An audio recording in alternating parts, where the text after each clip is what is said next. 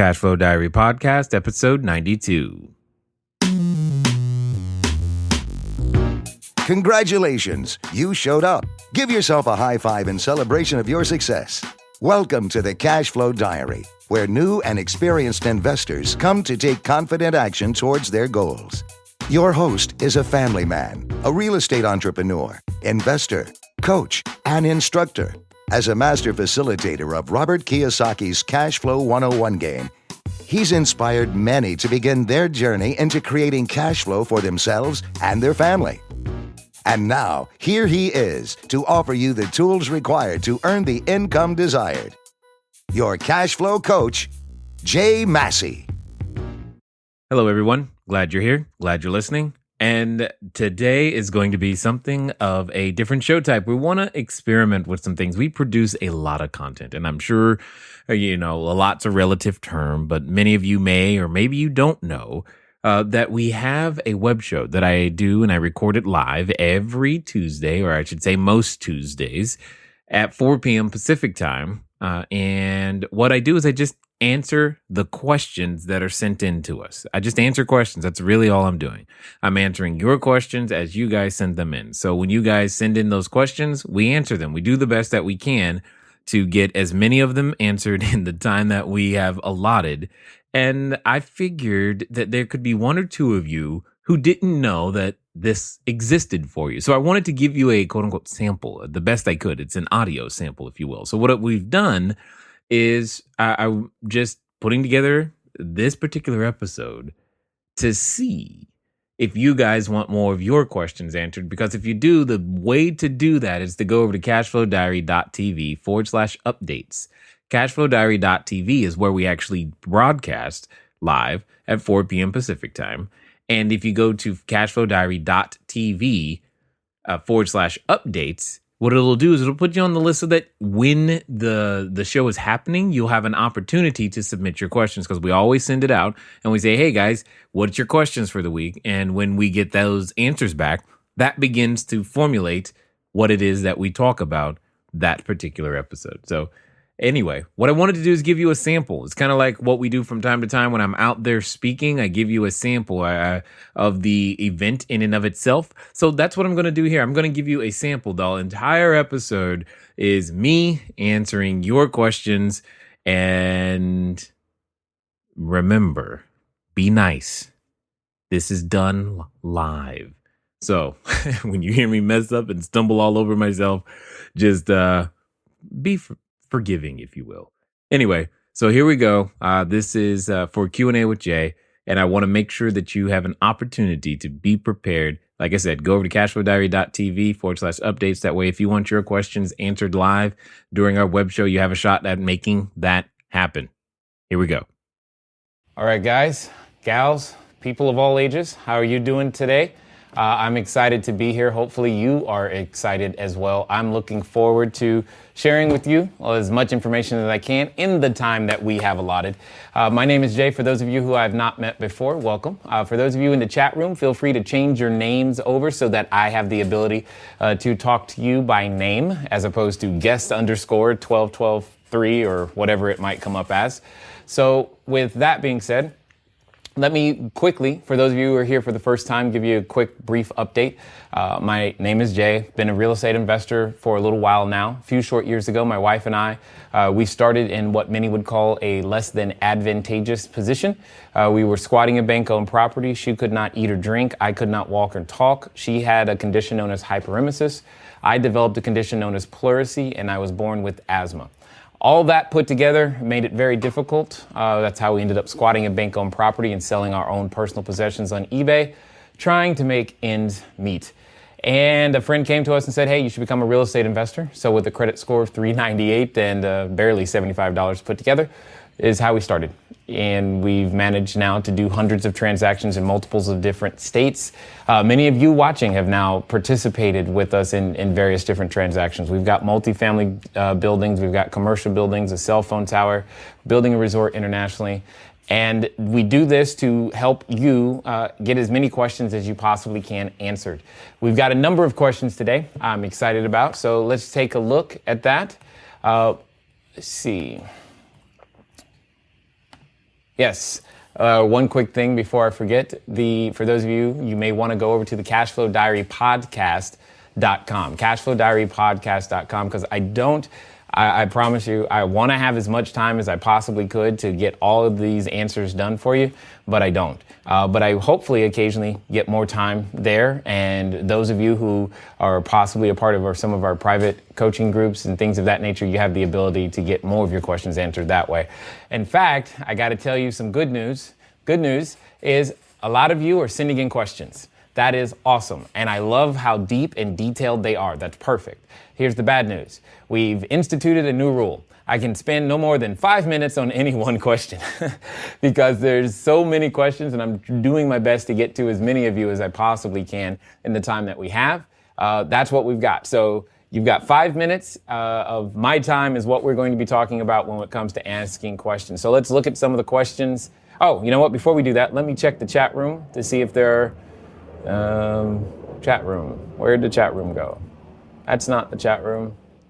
For those of you who want to participate, you can go over to cashflowdiary.tv and that way you'll be able to participate in the chat room. You'll be able to see, what we see or what I'm looking at as well. And for many of you, what you'll also be able to, if you're watching on a mobile device, we'll occasionally show you the chat room. That way you can see it as well. So everyone, if you could, go ahead and type in, tell everybody where you're from, some of the real estate experience you may have. That way when I come back to the chat room, I can see and greet you, welcome you, those types of things. What we're going to do, as I said, is that I'm going to run over to some questions. Now, here's the good thing and the bad thing. Again, like I said, it's 5 minutes, but I'm also going to be prioritizing questions for those of you who are part of our courses, either our wholesaling course, or any of the other courses, or, when I know that you're a part of the course, your questions are going to get prioritized. That way we make sure we get those answered. And then we get to all the other ones that have been sent in as well. So let's see. I know we had a question because I've been talking to yes, Jackson, and I'm sure you're watching, Jackson, because you've been pretty good about that. I think his major question was, where did it go? Oh, yes. Are you supposed to write initial offer and email the seller first, or follow up with a phone call and find out the why? And here's what I'm going to say to you, Jackson. This is how this is done. Your business plan is always done in this order. 3, 4, 5. And these are the 5 questions. Did you start the timer? These are the 5 questions that you must answer, and in this order. Why, what, when. I bet you this 5-minute clock focuses me or something. It makes me answer faster and clearer. Why, what, when, who, and then how. Okay? So you've got to get those questions answered. Those are the types of things that you want to have answered before you actually put the offer in. I want you to get on the phone. I want you more time on the phone than having written offers out there. I would rather you make 100 phone calls and talk to 20 people, and of those 20 people have 10 offers than, hear me clearly, I'd rather you do that than to write 100 offers and never talk to anybody. Yes, 100 offers is great. I'd rather you talk to the person, because what you must learn is to uncover. Here's the secret to getting business done, because you're still in our wholesaling program. The secret is to uncover pain/problems, and then later present your solution. And these are the types of questions you're going to be asking. You're going to be asking the why, what, when, who's, and how's. And you want to find out those 3 things that you've been learning. We all know that we must know, are they ready to do business with you now? Can they do business? And are they willing to do business with you? That's what you've got to find these 3 things out as well as get this information so that you can go out there to write the offer. So I would rather you than writing. I'm again, man, I can't tell you how proud I am. I'm very excited to know that you keep sending in, you keep connecting, you keep contacting us, letting us know this is the progress that you're making. This is what's going on. I totally appreciate your commitment. That's what I love about people. It's why you're part of the reason I do this, just so you know, is because I want people to go out there and have different results, different actions. And you believed in yourself enough and you trusted us with our education to go out there and make some stuff happen. I'm excited about it. Keep going, but that's your answer. Make the phone calls first. How much time do I have left? Did I do it? 3 seconds? 3 left. Oh, 3. Oh, goodness. All right, so let's go to the next question. Got it. So this next question also comes from someone in our wholesale course. And she was asking about the math. And I do I call it simple, basic math when it comes to trying to analyze what a property might cash flow and or how to predict what that looks like. So here's what I mean. Simple math formula is income minus expenses equals NOI minus debt service equals cash after debt service. Okay? That's the formula I like to use. That's the formula most people use. And I'm going to just show you how this applies. So, especially when you're trying to figure out, you're trying to make that is this property worth pursuing or not type of decision. So go, no go. Eventually you'll get to the point to where you can do this in seconds as opposed to it taking a long time. So let's say, for example, the property rents for $1,200. The expenses, I'm going to automatically calculate at half that number, which by default means half is left because I'm doing subtraction here. Okay, hopefully that makes sense. And then, even though I don't have the financial calculator out right now, but we will later, right? We're just going to say that for debt service, principal and interest, we're allocating $300 on a monthly basis towards that, which means in general, $300 is what's left over. The question I have to begin to ask myself is $300 on this one property, on this one door, this one unit, is that acceptable to me or not? It's up to you. It doesn't have to be, it could be, but the point is, for me, this is a go decision. This is a total go decision. Because I'm okay so long as the property has at least $100 of cash flow on the door. But, some of you might want a fatter margin. There's nothing wrong with that. Then when I interpret this information, here's what this means. This means that if the property rents for $1,200 and I manage it so that I'd spend no more than $600 a month in expenses and make sure that my mortgage payment's no more than $300, then you have a good shot at being able to make this property work. You got to make sure you include all the expenses in your economic model and make sure that you work with a competent broker to understand how your loan works as well, or your private financing that you structure. So these are the this is how the math should be done. Now, you could also do it in reverse. Okay, you could also do it in reverse. Let me show you what I mean by that. What I mean is, say you just said to yourself, I want to make $200 per month of cash flow. So we're going to start with the back end. So cash flow. And we want that to be $200. Then what that means is, okay, we have cash flow. And I've got to do this. Remember, I'm doing this in reverse. So it's like doing your ABCs backwards. It sometimes is a challenge. So you're actually adding the debt service back to come up with a new number. And that new number is going to be the NOI. And then you're going to add the expenses back to come up with a new number. And that new number is going to be the rent or the income for the building. Now, in our previous example, what we used is we used a 50% expense ratio and a 50% debt service ratio. So meaning half we used a debt service coverage ratio of 2, which is the same thing as saying that half the payment or half the net operating income is equal to half the net operating income is equal to the debt service. So that's what we're talking about here. So here's how that breaks down. what I'm going to do is I'm just going to add the same number to itself. So 200 plus 200 is going to give me 400. 400 plus 400 is going to give me 800.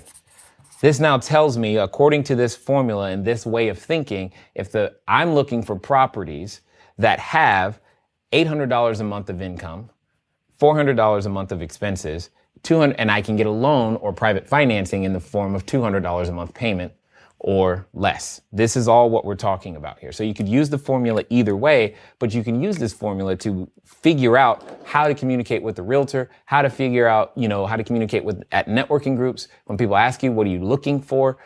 These types of numbers help you. So hopefully, I think that was Katie's question. Hopefully that helps you, Katie, right there. All right, so let's get over to the next question.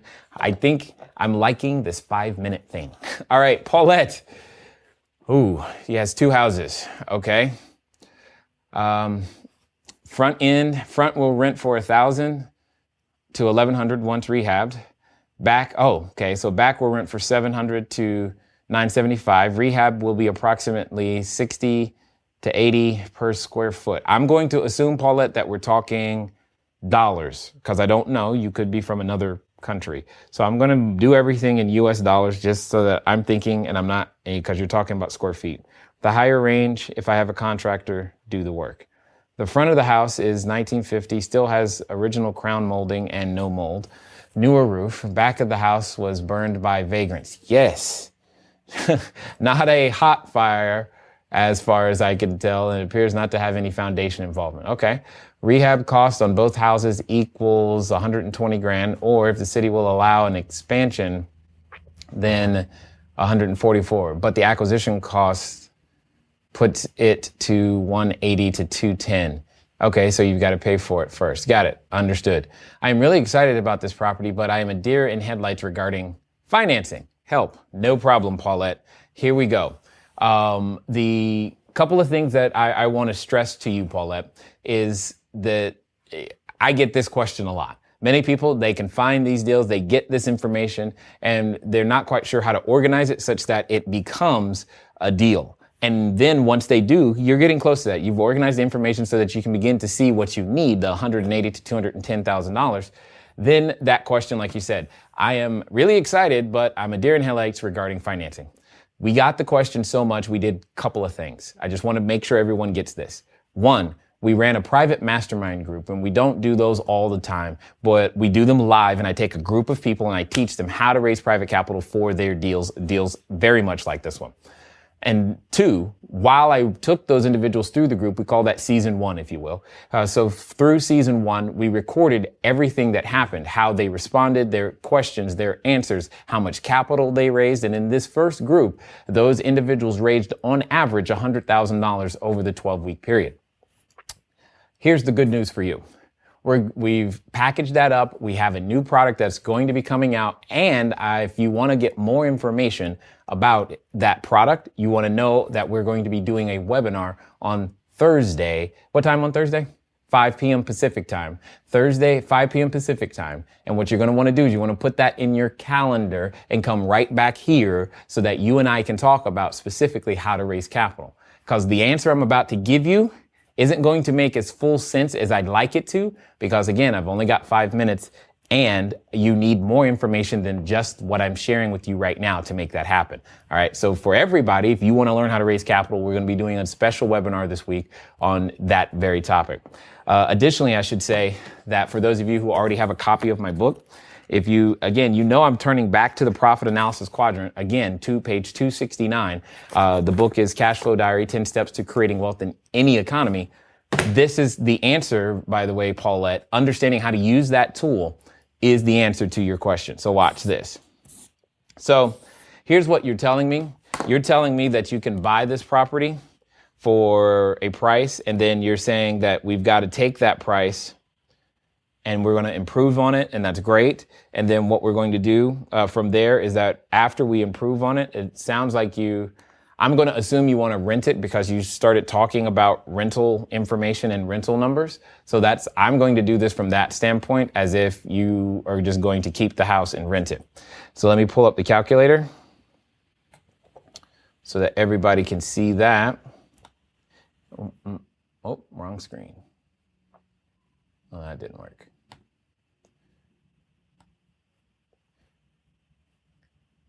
Okay. Now, there we go.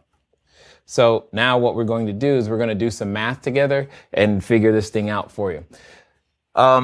So first and foremost, we need to figure out where we're starting at. So 180, I'm going to take the low end of all the numbers, okay? So first you're telling me it's $180,000 is where we are. So I'm going to type in 180 minus, and I'm going to take the low end, so it's 120 of the rehab costs.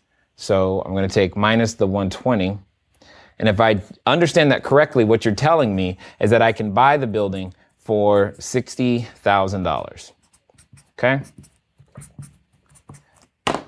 What does that mean here? Okay. What does that mean? You're going to have to give me a little bit more time on this one. So what does that mean here? In the profit analysis quadrant here, we're talking about appreciation. Here we're talking about depreciation. Over here, it's amortization. And over here is cash flow. So the appreciation in this case is going to be forced appreciation. For those of you who remember, there are 5. We don't have time to go through all 5, but there are 5. And we're talking about forced appreciation is the primary play, is what I see. We're starting at $60,000 on our way to 180. Oh, sorry. We're going to put another 120 in the building. What I don't know is the after repair value, because that's probably the one piece of material that I'm missing in this case. You tell me what the rent would look like, but you don't tell me what the after repair value is. So just know that the homework assignment is to go find out what the after repair value would be on this particular deal. So assuming the after repair value is, and I'm totally making up the number right now, I'm going to say 300,000. The difference between the 180 and the 300, this is your $120,000 of forced appreciation. So that's what you need to know. You need to know what the ARV is to figure out your appreciation for this particular quadrant of the whole transaction. Now, there are 4 quadrants. We're only going to talk about this one for the time being, so that you can understand how this works. So of this $120,000, the question I would have for you is, how much do you want to give away and how much are you willing to keep? And there's no right or wrong answer. It's just how much are you willing to give away and how much are you willing to keep? To make this simple, I'm just going to say, how about you give away $60,000? Okay. So what you're going to do is you're going to give away $60,000 of the 120, also known as half. So here's how that works. If you're giving away 60, ignore the depreciation part for a second, because you're giving away 60. That means the investor's return is 60. Let's assume you needed to borrow the total $180,000 in order to make this deal work. So they gave you the 180. So now all I'm going to do is figure what their return would be. Their return is going to be 60,000 divided by 180, which in this case is 33%. And now what you're selling is, Mr. Investor, I'd like to give you a 33% return. If you'd like to do that, sorry guys, there you go. I'd like to give you a 33% return. And it would take, however long it takes, call it 90 days in order to generate that. This is what you're selling. You're selling a 33% return over that 90-day period. Because what you then have the ability to do is refinance that property, take that income out, and be able to pay the investor back. Or the investor can stay along with you. You can begin to structure this in many different ways. But this is the technical part of what I say once I've found the investor, once I've qualified the investor, once we've sat down and we've gotten to know each other a little bit and I've found out what it is that they're looking for. These are the series and steps of processes that you must go through before you get to this conversation. But once you get to this conversation, this is exactly how I do it. And that's what we're going to be talking about again on Thursday at 5 p.m. For those of you who have the ability to be here, you should, so that way we can educate you a little bit more on how to raise private capital. All right. Whew. I know that was more than 5 minutes. Let's see. Jackson. Hey, we already got that one. Excellent. John, over the past 3 months, I've been diving into, oh boy, I'm becoming more financially literate. Yay. You graduated from Virginia Tech. Excellent. I can already sense that working in the what? 9 to 5 is not where you plan on being. No down play on the 9 to 5, but I want to be able to create passive income for myself and my family. Understood. More time, girlfriend, daughter, family, volunteer groups, etc. I have to rearrange numerous arrangements, canceling people, do my work schedule, and I have, yep, I understand. I'm willing to learn, and I'm a firm believer in baby steps. That's good. The one thing I have a difficulty with is actually stepping out and making the bold move of just doing it.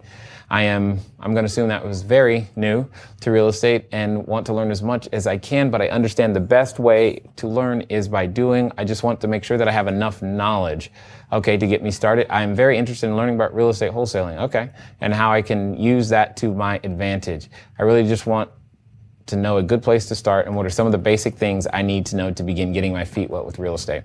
Thank you for your time. Have an awesome day. Be great. Be great. That's the hard part. So let's see if I can't figure this out for you.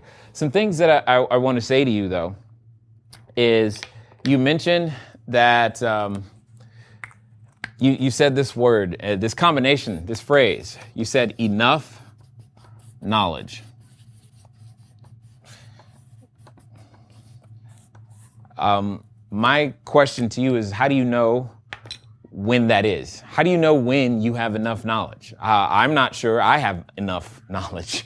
I don't know that anybody ever stops learning. And part of what you're saying, I think, is also true, is that you can't just learn from books. There's two concepts that Jeff Olson talks about. Jeff Olson, in his book, The Slight Edge. The Slight Edge. And in The Slight Edge, he mentions the two different things about the idea of, book knowledge as well as action knowledge, or knowledge that comes from experience. And you've got to mix the two together. And sometimes it's okay to go out there before you think you have enough knowledge. In fact, I often tell people to start before they're ready. Jackson here is an example. He's been, I think, 7 or 8 weeks now into the process, and he's already writing, a number of transactions or a number of deals, a number of offers every week. He knows how to do that. He didn't start that way, but it's been a process, and he's been going and moving at what I call the speed of instruction. Unfortunately, most of us are uncomfortable moving at the speed of instruction because we want to know the whole steps. We want to know everything before we take the first step. And what I'm saying to you is go take that first step, because that first step is, after that first step is where all the real learning truly, truly begins. And until you do, you're just going to be stuck. And here's what I'm going to say to you that you may or may not like. But again, my job is to be a coach, to possibly prod you, nod you, maybe even make you or some of the people watching angry, so that you actually go out there and get something done. What I mean by that is simply this. Fear does a number of things to us. Okay? It does them in a particular order. And I want to say this to you clearly. Fear first it disguises itself, then it divides us, and then it destroys us. Disguise, divide, destroy. That's what fear does. And right now, one of the more popular disguises for fear is, I don't know enough yet, so I can't get started. It's the first thing I recognize when I'm reading your thing, and I'm like, oh boy, I know what that sounds like. After the disguise, the divide happens. It becomes those who take action and those who don't. And then because those who take action achieve a result, those who don't also achieve a result. It's just one that they don't want. And then this divide begins to happen. And then over time, what happens is that those who take action, they're moving towards the things that they want. Even if they have failure events, those who don't are moving away from the things that they want. And it's just imperceptible, and it happens slowly, and it happens over time. And my counsel to you is to go take action, to put fear in the back seat. It doesn't mean that you're suddenly, unafraid. It just means that you're willing to take action in spite of the fact that you are afraid. And my friend, that's what I want you to do. You can do that. A really good example is there's a webinar just below this video that you have the ability to click and register for. That'll help teach you the basic concepts of wholesaling and help you the same way that we've been able to help Jackson and many others, Katie and many others who are probably watching right now as well, because that's what I want to do. That's why I do this, is to help people get beyond all those things that tend to lock us up and keep us small and not ever exercising our greatest selves. So I'm gonna check the chat room. Let's see what you guys have to say. Oh, always remember to put the marker cap back on. Let me tell you that. So let's see what you guys got to say here. Where's the chat room? Whoa. All right. Afternoon, Jay. Could you explain the offer process when writing off? Yes, we talked. Hey, Jackson, good you're here. What are your thoughts on raising capital with family members? Good question, Mike. Good question, Mike. Mike, and what's interesting to me is that Mike was one of the participants in the live mastermind group. So that's good. Hopefully, Mike, you are still out there using the information. As far as raising capital with family members, I don't mind it per se. It's just that none of my family members have any capital. You know what I'm saying? So with that being said, you've got to ask yourself, do you actually want your family members understanding and knowing how much you earn? Is that comfortable for you? If the deal goes south, is Christmas now going to be less than amicable? And everyone needs to be very, very hyper clear. You don't need to give them any sort of discounts. In fact, in many ways, you need to make them jump through more hoops and have tighter policies and tighter stringent rules when dealing with family members. So those are probably the biggest counsels pieces that I would give you, because you're going to see these people all the time. And when you see them, you want to make sure that you're in a position to where you actually you don't want to hide, regardless of whether it goes well or whether it doesn't. So let's see. What else we got? Family members got it. Thanks, Jay. I am raising private capital via someone's 401k plan. Sandy, I got plenty of thoughts on that. It's actually one of the primary strategies we use in the webinar that's coming up, talking about raising private capital. I've got lots of thoughts because that's been the primary source. I love how many questions you guys have about raising private capital. I'm hoping that means all of you are going to be there Thursday, 5 o'clock. Make sure that you put it in your calendar. Move at the speed of instruction. Open up iCal, because you all should be Apple users, by the way, just so you know. My personal slant and bias. You open up iCal, type that thing in there. 5 o'clock, we're going to be going through your questions, all right? And come back here to cashflowdiary.tv so that you can see it 5 o'clock Thursday. Be here so that I can answer more of your questions, specifically as it relates to private capital, and you can find out the details of our new Raising Private Capital product as well. Okay, let's see. When dealing with, it scrolled on me. When dealing with structuring a purchase money mortgage, first of all, Jackson, right there, I'm already excited. You're speaking my language. You're actually using the terms. When dealing with purchase money mortgage, one of the benefits to the seller is owning a note for income without having to deal with taxes, utilities, tenants, etc. Yes, but if the seller were to agree to take on the management for a fee, wouldn't he then still be responsible for tenants and repairs? Would the only benefit for them at that point be not paying PITI? Got it. Yeah, that's why I don't think a seller would ever do that. They typically, if I'm going to offer someone a purchase money mortgage, it's because they are tired of the management part. They don't want to be dealing with the tenants and toilets and stuff like that. They just don't want that. So I don't ever see that going down. It could, I guess, but I don't see that going down. But yes, your understanding is 100% correct. Is that Nickel? Nick, I'm sorry if I'm butchering your name. I'm doing the best I can. Read your book. Good stuff. Thanks. Hey, Mike, if you could put an ad on your vehicle regarding raising private capital, what would it say? Mike, I like you. You are a genius in so many ways. Here's what it would say. I'll write it for you. Here's what it would say.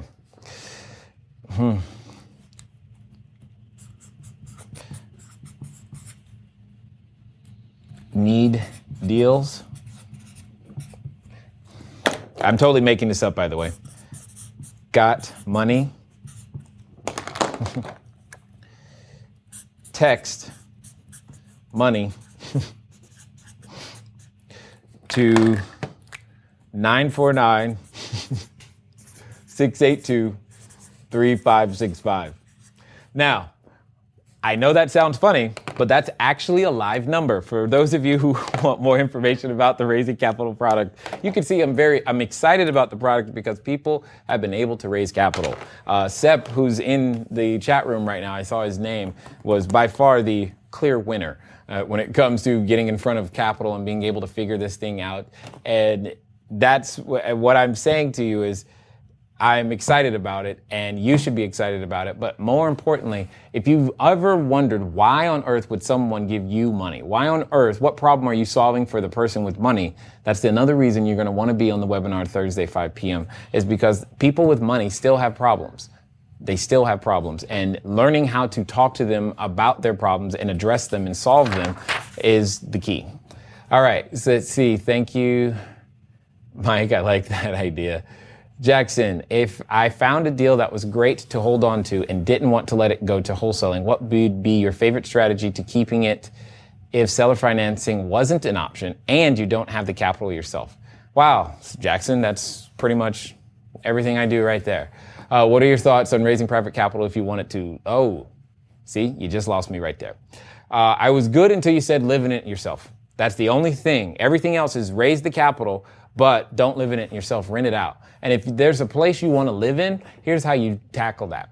You do enough of those types of deals until you have enough passive income to pay for the place you really want. Okay? And then you move there. So, in fact, I'm sure the guys here in the studio are eagerly awaiting the day that I'm ready to really move into what I really want. But until then, we're here, so oh well. And that it is what it is. But I'm in agreement with 100% of your strategy until we get to the point and you're talking about living in it yourself. So that's where you miss. Hey, Richard in the OC. Excellent. Sandy, I was afraid to speak with an old friend about real estate investing, and I did it anyway. Yay. Guess what? She will be participating in a deal using her retirement account. That's called opening your mouth. Yes. Good job. She was thrilled to do so, of course. And I shared this with the people in this room so they know not to fear having the conversation. It's just a conversation. And he's so right. Thanks, Sandy. And yes, here's the thing. An offer is an invitation for a conversation. If you can ask someone, hey, would you like to go to the movies? Then you have the ability to ask them, hey, can I use your $200,000? It's the same thing. You're like, no, it ain't, Jay. That's $200,000. A movie ticket is 40. Yeah, no, I know, 40, right? It depends on where you're going for the movies. The point is, you can ask them to go to the movies. If you have the physical ability to do that, you can ask them to use the capital because you're solving a problem. The movie solves a problem. Entertainment is usually something that we're after. We want to be entertained, so we pay for it. When you go to the restaurant, hey, let's go eat together. Okay, cool. Solves a problem. They need to eat. All of these things are things that we just don't think about in the same way. An individual, just because they have money, I've heard people tell me things like, hey, I got too much money. I don't need any more money. And those are the individuals I love working with. And what I'm saying to you is you have the ability to be in front of them. I can teach you a system that'll keep you in front of them and allow you to use it over and over and over and over again so that you can continually raise capital anytime you need it to go out there and do bigger, better, and more deals. So, let's see. Okay, let's go back over to the questions that were sent in. So John, we are now into Debbie. I have ordered Jay's book. It's not here yet. Awesome. And I have been researching properties, especially foreclosed condos and duplexes. I want to learn how to use, seriously, other people's money. There's a group on LinkedIn where people post that they have capital for real estate. Are these legitimate? Ooh, good question. Good question, Debbie. Love it. Personally, I've not done any business with any of those. I can't say they are. I can't say they're not. What I can say is this. Even if they are, I would still rather deal with someone I could see face to face. I could hear and talk to a real person because they're going to have a little bit more stringent requirements in terms of the box. So let me tell you what I mean. And we're kind of getting ahead of ourselves here a bit, in the sense that for those of you who are coming on Thursday at 5 p.m. To cashflowdiary.tv to watch the webinar on raising private capital, this is some of the stuff that we're talking about. So there are different sources of capital, right? And not all capital is treated equal. Not all capital has the same amount of requirements. Not all capital has the same amount of restraints. Like, many of us are familiar with banks, right? Banks typically use this FICO. That's their box. Their box is a FICO, and that's what they use. Sometimes you're familiar with places like angel investors, right? And their box is whatever they want it to be. You know, it's usually a cause, it's more cause driven, not always financially driven, etc. And then we've also got VCs, right? Venture capitalists. And they've got a completely different box. And then we actually have the person that I'll teach you to find is the private investor. And they've got a box. That box, my friends, is what I call investor identity, and you've got to learn how to recognize and understand that box. Failure to understand that box is why you don't have access to the capital from these sources. Once you understand that box, they'll give you all the money that you could possibly use once you understand it, and that's the key. One of the many keys. We've got it's 8 keys to being able to get access to raising private capital, and this is what we're talking about. So understanding their investor identity is very, very huge. It's very, very important for you to do. And that's why you must begin to understand it. So these people in LinkedIn, they've got a box. The challenge is the person on the phone is probably not the one that's controlling the box. And that's what I want to do. I want to be as close to the person controlling the box as humanly possible. I can't get much further away than when it comes to banks, because banks just doesn't somehow make it work right. And they've got their own box. It's predefined. It's very stringent, the way that they do things, and it doesn't typically fit what you and I are trying to do as investors. So learning to find the private capital is a good idea. It's better for you to figure out ways to attract the capital to yourself than to go to someone advertising for capital. Because if someone is advertising, I've got money, bring me your deal, their box is by default going to be narrower, usually, than what you're looking for. So hopefully that helps. All right, let's go to the next question. Or hold on. It looks like there's a question in the chat room. Let's see. Are you saying to use or not to use private capital for the purchase of your own home? I am saying not to. I am saying not to. I am saying not to. Hey, don't do it. Okay, that's what I'm saying. Because that is now an expense. I would rather it be a business transaction than something personal. If something goes south and you've used that's not good. I can't see how that goes well. I just can't see how that goes well. So that's why I'm saying that, all right? That's what's important to think about there. All right, so let's go. That was Debbie. Justin, one specific challenge has been collecting money that is owed to us once tenants move out. Oh, okay, got it. We have a security deposit in place, and we do take tenants to court when necessary, but none of that result is actually receiving the bulk of what you are owed. Correct, I agree. In addition, we are currently using bank financing for our real estate operations. See previous question. It has become more and more clear over the years that banks are becoming highly inflexible. Okay, I should remind you guys, I don't look at these questions ahead of time. I just answer them on the fly. I look at your deals on the fly, and I just find it interesting. We just had this conversation from Debbie, but we'll see, what else is going on here. Are becoming highly inflexible in how they examine deals and manage the ongoing mortgage process. Yeah, you just made my case, Justin. That's how I feel about it. You just made my case. That's exactly why you've got to learn to use private capital so that you can renegotiate when stuff happens, and stuff happens all the time. And that's what you got to learn to do. You got to learn to become the person that's willing to fight through, figure it out, and make the tough choices when need be, and figure those things out. I'm not perfect at it yet. As many of you know, we are on our way our goal is to get to 1,000 units in the US and 1 million square feet. We're not there yet. We're a third of the way there, but we're not there yet. So I'm still learning these things too. Now, for me, in a lot of cases, depending on your class of tenant, all of you know about the Walmart, Nordstrom, Target thing. Depending on your class of tenant, it may not make sense to actually have a security deposit. I know that sounds like what? Because a security deposit, first of all, if you think about it, on your balance sheet, it's a liability. I would rather collect extra rent in exchange for no security deposit than to have a security deposit that I'm going to have to give back, that I'm going to have to spend money to protect, because I'm going to have to open a separate account, keep it completely separate, and do all those things. And typically, as you have already stated, getting that security deposit never covers what they did, and then you're trying to sue, and that's more time and expense. So eliminate all that.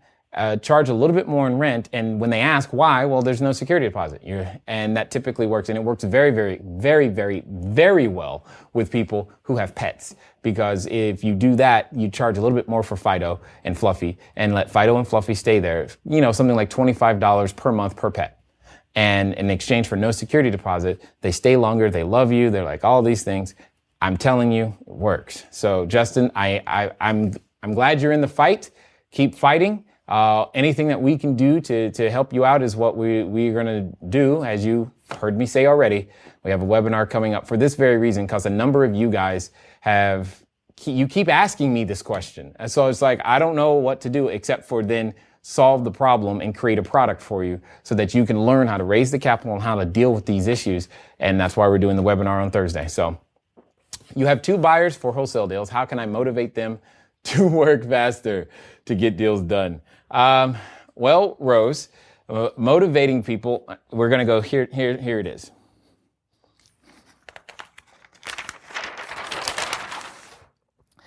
I'll explain this more fully, but I was talking to Jackson earlier. So Rose, now I'm going to talk to you.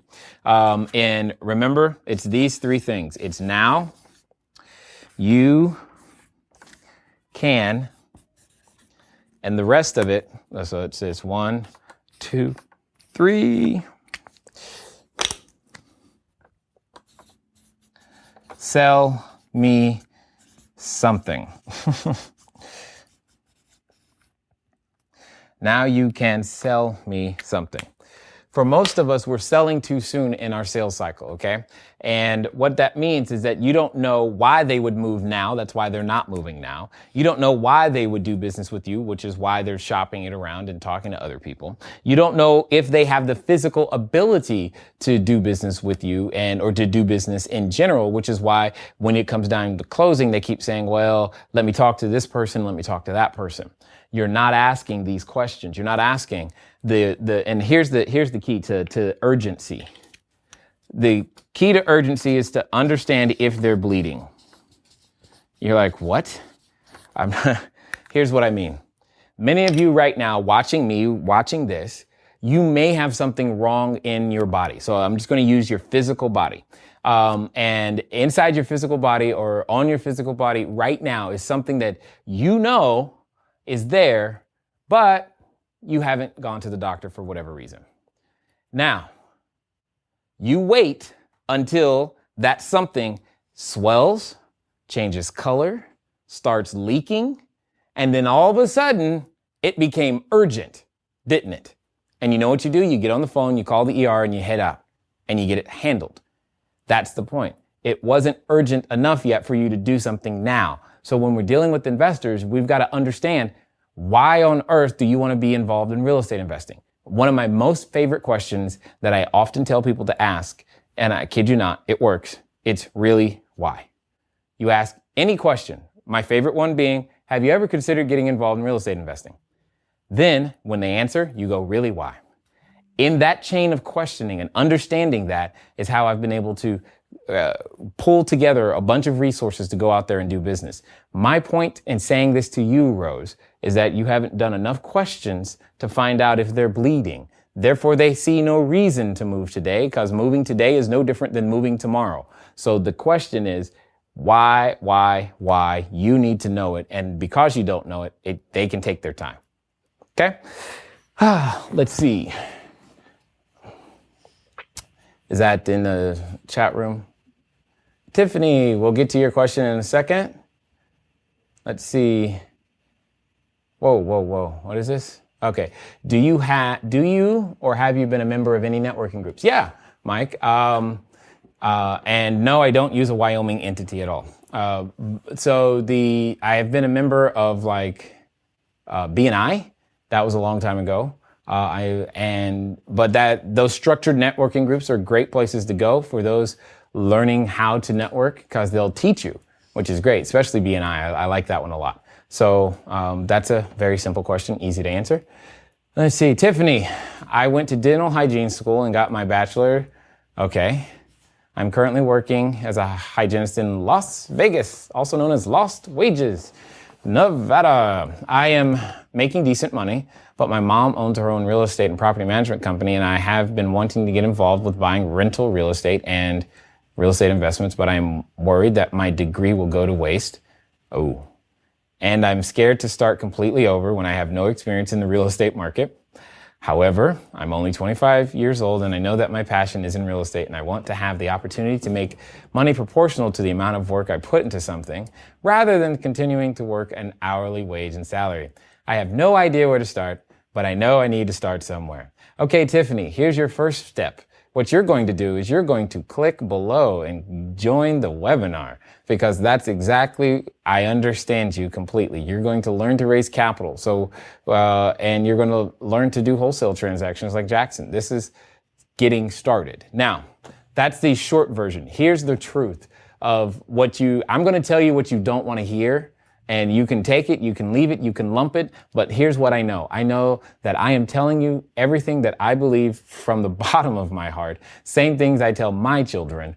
And you may not like the answer, but again, that's not my problem. So, if you ask me, most, not all, most degrees are indeed a waste. Now, you happen to pick one that is a technical degree. So you have a way of technically earning money simply because that's what you were trained to do. So that's good. I think you did good there. Here's the challenge. You recognize that your passion isn't your purpose, and you're playing outside of what it is that you actually want to do. That's going to never go away until you actually begin to do what you want to do. So the question is are you willing to cut the cord early? I.e., you're 25, cut it now. Plus you have a mentor, it sounds like, in some sense. Who did you say, your mom, your cousin, your mom? So maybe your mom can help you, in a lot of ways. And if you don't feel she can help you, or you don't have that relationship to be able to learn from mom, then obviously we're here to teach you as much as you're willing to learn, provided you're willing to do what we ask. I don't want you filling your head with a whole bunch of knowledge so that you know stuff. I want you filling your body and muscles and mind up with a whole bunch of experiences based upon what you know, and going forward there. But you also hit on something that's very, very key for everyone to understand, is that you can make a nice hourly wage, but it's that self-improvement. It's that work outside of those things. Working on yourself helps you begin to build and make your fortune. So, Tiffany, if anything we can do to help you, I'm more than willing to do that, as you know. Again, repeat, webinar, 5 p.m., people. 5 p.m., not tomorrow, Thursday. 5 p.m. Thursday, we're going to be talking about raising private capital. Nikki, I am financially challenged, and my credit is not the best. I really want to learn how Jay Massey accomplished this without having to use his own money. Thank you in advance for your response. Nikki, that is probably one of the most common questions I get asked. And what I'm saying to you is very similar to what I've been saying this entire show. This has been like the financial raising money show today. I didn't know that was going to happen, but that's okay. And that's also why I put it in a book, Cashflow Diary, 10 Steps to Creating Wealth in Any Economy. Chapter 1 is that chapter is all about how we started. And everything else are the steps we took to continue to build. If you want to figure that out, maybe, just maybe, you pick up a copy of the book. It's $9 for the ebook. It'll be to you in a few minutes. Or you can feel free to, buy a physical copy. Buy one and I'll sign it for you and send it to you as well. And you can click the link just below the video to be able to gain access to that as well. There's a lot that has to change with your mindset. There's a lot, what you don't have isn't important. What you should begin to focus on is what you do have. And when you do that, you begin to see different things, different opportunities come your way. So just keep that in mind. Okay. Problem. My age. I am 17. Wow. Tyler, that is probably the most direct question I've seen in a long time. That your age is not a problem, but I love the way you said it. Your age is not a problem unless you choose to let it be a problem. You could reverse those digits and say, problem, my age is 71, and I would still tell you the same thing. The age is not a problem. What is a challenge is your ability to think about leverage. Sometimes what you're leveraging is OPT, other people's time. Sometimes you're leveraging OPK, other people's knowledge. Sometimes you're leveraging OPE, other people's everything. I was going to wait until someone shouted it out. Then I realized you're over there on the other side of the camera. I can't hear you. Other people's everything. So in your case, my friend, when you being 17, you need to leverage someone who is 18 and has the physical ability to sign a document. That's one thing you need. You can run all the math, you can do all the numbers, you can do all the research, you can walk all the property, you just need someone to sign documents, my friend. That's it.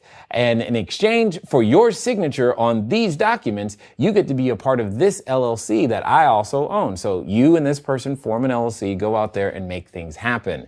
That's what you're missing. See, I just reframed that. And now you've got a person on your team and you're learning together. And we all know if you have a study buddy, you're actually more likely to pass the test. So keep that in mind as you go out there. Your problem is so not your age. Peter, I am working in South Africa as a real estate agent. Awesome. First person from South Africa. We've got, I know there's people from the UK, Germany, I believe Israel, or no, he's in Canada right now, but he's from Israel, and clearly South Africa. I'm working in South Africa as a real estate agent. My biggest desire is to get buyers that are trustworthy. We also have to wait a long time before the loans are approved. Yeah, two things, Peter. I don't know if you're looking for buyers that are trustworthy as much as you're looking for buyers that do what they say they're going to do. I think that's what you mean, and because I'm not sure if that's what you're saying, or if you're saying that people say they're going to buy with you and then they end up buying with someone else. It's one of those two things. I'm not quite sure which, but you just need buyers who have the capacity to close. Now, in the absence of a resource, I say create it. So if you don't have buyers that can close, you go and create the buyer, i.e. you raise the capital and form the buyer, and now it takes care of your second question. You don't have to wait a long time before the loans are approved. You are raising the capital to approve your own loan per se, and now you are that buyer, and therefore you trust you to follow through. There you go. All problems solved simply by learning how to raise private capital. Here's the thing I want to stress about raising private capital. It's not US specific. I would be very short-sighted if that's the only thing I did. What we're going to talk about are the principles behind raising private capital, so that so long as you are near people, it works. Keywords, gotta be near people. So if anyone's watching, possibly in Antarctica, I'm sorry. I can't really help you too much. Besides, your real estate, I don't think so. Not a hot market, you know what I mean? So moving on. Gustavo. Total lack of knowledge about the industry, specifically on how banks deal and what legal or financial tools are available out there for people with little or no startup capital. Excellent, Gustavo. I like the last part of your sentence because you're starting to ask what is out there. You're not focused on what you don't have. The start of your question, knowledge is the easy part. Let me show you what I mean by this in the sense of knowledge is the most accessible thing today. Inside of a real estate transaction, we typically have these four components: knowledge, time, money, and credit. You can typically draw a dividing line straight down the middle, and he or she with the knowledge and time typically does not have the money or credit, and the reverse is also usually true. The thing is, we all have 86,400 seconds in a day. Those are your investment opportunities. So you have 86,400 investment opportunities every day. The question is how are you using your time? What are you investing your time into doing? Because right now, if you don't know anything, your time isn't worth a whole lot. The thing is, by learning to apply the correct knowledge, you can eliminate the need for credit. And what happens is that as you do that, you learn how to find the money. And what you must then begin to make sure that you are doing is investing your time. That's supposed to be a clock. That didn't come out at all. You're investing your time in gaining more knowledge, talents, and skills. And that's pretty much what we do and why we do what we do at the Cashflow Diary. That's why you're watching this show. That's why you're sending in the questions. That's why. That's why the book exists. That's why, guess what? Tomorrow there's a webinar, 5 p.m. And don't forget about that. I said tomorrow again, didn't I? Okay. Thursday, 5 p.m. Thursday, 5 p.m. Put it on your calendar. Maybe I should put it on my calendar. Thursday, 5 p.m. Pacific time. Thursday, 5 p.m. Pacific time. What we're going to be talking about is the knowledge required to go out there and do this exact process. Be the person with the time, take the correct knowledge, eliminate the need for credit, find the money so that you can go out there and do more deals. How much time do we have left? 1 minute. Excellent. Let me see what's in the chat room, and then we'll probably end there. How do you get over the fear to move forward in real estate investing? I really need to get this done. Okay, I will answer your question. I don't think you're going to like my answer, Richard, but again, that's not my problem. My problem is that I want you to understand fear it's not something you get over. You can get in front of it, but you can't get over it. And the way that I was taught to deal with my fear is to do what you fear first. So in the morning, you have an anxiety about making offers. Make an offer before you leave the house. Learn to do those things that you fear first, and the rest of your day goes a lot smoothly. Because most of the time, we're imagining all these crazy things that are going to happen that never happen, and we could just move on anyway. You don't really get over fear. I still get afraid that, deals aren't going to come together. Funding isn't going to come in. I still get afraid, but I don't let the fear hold me back, and you shouldn't either. This is why, for many of you, if you've ever purchased any of our products, we have a bonus product called Cashflow Foundation. It's a lot of the mental, it's like 4 hours of video, me to you, about all the mental tools that I've used to be able to deal with things like fear in real estate investing. Are you kidding? The first time I signed a $2 million contract, I was doing this number and I was shaking. I had done hundreds of transactions by that point. I didn't know what to do. The first time I did a commercial deal, mind you, I'd done millions of dollars of real estate. It's the first commercial deal. And I should more correctly say tens of millions of dollars worth of real estate. And it was my first commercial deal, and I'm shaking. Fear doesn't go away.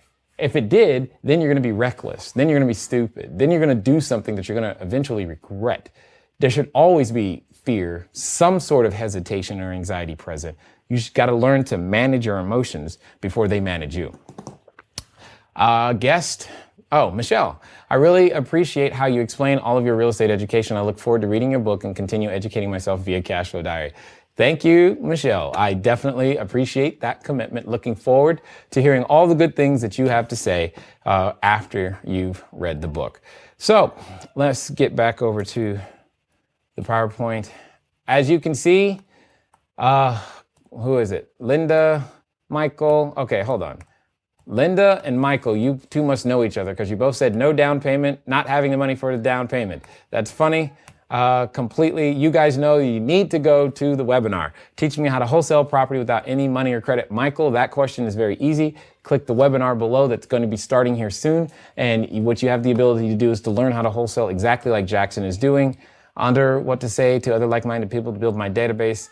Cheryl, your answer is to get the book because I go over that exact script inside the book. Jimmy, finding a deal, closing a deal, and resell, flip a property. Jimmy, book. See, I can do this. Fear of the unknown. James, see previous answer. I need help building management company to operate real estate profitably. Tom, book. I'm being kind of funny, but you guys, there's so many questions. Oh, okay, so let's see. I'm a novice to the real estate industry, and I would like to absorb as much knowledge as possible. I'm a single mother of 3 beautiful girls, with one heading to college. Mine's heading to college, too. I was once a Section 8 and food stamp recipient, and I thought I needed a degree for a better job with more money. Now, 3 years later, with the nursing degree and a decent salary, I realize I'm in the same boat as I was a Section 8 food stamp, except I'm the only one supplying all the cash as long as I am working. Wow, this is good. Now, looking into the future, I do not see how I'm going to provide an education for my girls as well as plan for my retirement and care for a mother who I know is not financially stable to retire in 12 years when she'll be 65. I am a visionary, quick learning, hoping to gain as much knowledge someday to become a real estate investor and much more. Okay, guys, here's the deal. I'm going to take some extra time to answer this one because this is real. Hopefully you don't mind. Maybe you stick around. Maybe you've already gone. But Letty, this is for you. Couple of things. You've got to, here's what it is.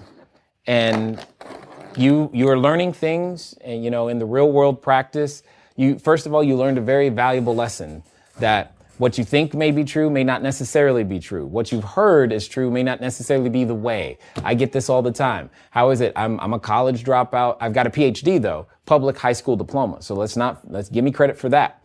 And people wonder all the time how all these things come together. I got a lot of street knowledge, not as much book knowledge. I've got a lot of seat knowledge because I've been in there. I've mixed it up. I've had people steal money and all these other things from me, and figuring out ways to make capital and payroll and all these things still happen isn't easy, and it's not for the faint of heart. So if you're still listening and I haven't scared you away, watch this. All of us earn money in usually one of two ways. Either we do it with our labor, or we do it with an asset. Okay. When we do it with our labor, that labor is usually tied to a clock.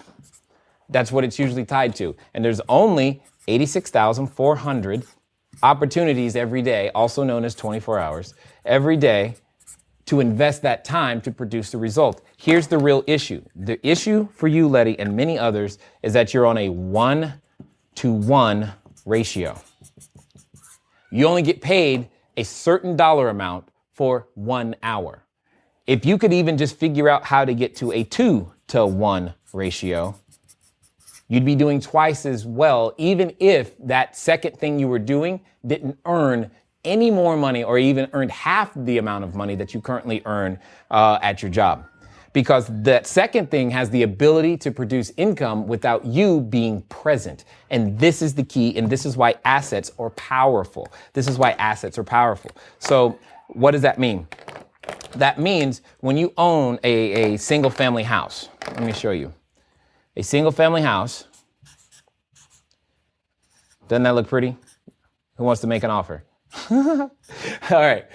So when you own a single family house, this house is working 86,400 seconds every day, but so are you in theory, right? Say you still have your job. So now what was 86,400 seconds is technically double that. But once you add another house, so how many houses do you want? 10, 20, 30. It doesn't really matter to me. Here's what I'm saying to you. The word you're looking for is pay time. And this is part of the bonus material that we typically have, but whatever. Pay time. Pay time is simply that time you spend in front of or on the phone with a prospect or a customer. When that prospect or a customer is using your service, that's pay time. That's what I'm talking about. This is what we all need more of, okay? And the way to get it is to deliver a service without you being present. That's what real estate has the ability to do. You've got to learn how to gain control of these assets using none of your own money or credit or using other people's money so that you can go out there to begin to build this. That's exactly where I started from. That's what the book is designed to do, is to teach someone whether they've ever done it before or not isn't important. What is important is that you're willing to take a $9.99 gamble on yourself if you want the ebook, or a larger gamble, quote unquote, on yourself if you invest in one of our courses, so that I can show you step by step. And again, it's proven information because you get to watch what the other participants did and do to gain their success. And for those of you in our courses, you do know already that we have a private Facebook group so that you and I can continue to talk and we can all continue to grow together as we go out there and build bigger portfolios. So Letty, I hope you're watching today. I really do, because I understand exactly how you feel. You feel trapped all over again. It's because you were still, even though, yes, you had more money, yes, you did some things, you're still on the 1-to-1 ratio. And the sooner you can disassociate yourself from that 1-to-1 ratio, I think you'll begin to see different results. Okay, let me just check the chat room real fast. All right, perfect. All right, guys. That's all the time we've got for today. As you know, I went over. Hopefully you can forgive me. And for those of you who want more information, or if you're still interested in the book, but you like audiobooks instead, I'm still working on that. I'm in the process of going through I'm in chapter 2. I've read some of it. This is a very challenging thing to do, but if you want to make sure that you're on the list to be notified when the audiobook becomes available, you can send a text message there, or you can go to cashflowdiary.com/audio. It'll do the same thing as well. Again, I look forward to seeing you guys Thursday, 5 p.m. Pacific time, U.S. Pacific time, all right? So that you can participate in the webinar that we'll be doing right here on cashflowdiary.tv, teaching you all about how to raise private capital. For those of you who want to know how to do deals tonight using none of your own money or credit, you're going to click the link below for the webinar on wholesaling, and I look forward to talking to all you guys again soon. Until next time. Thank you for investing your time with Jay Massey and the Cashflow Diary. When you have a moment, please visit iTunes and leave a positive comment about the show. And go now to our website, cashflowdiary.com, to take advantage of our free business building course, Cashflow Foundation. Gain the knowledge, understanding, and skill that will teach you how to never need a job again. Until next time.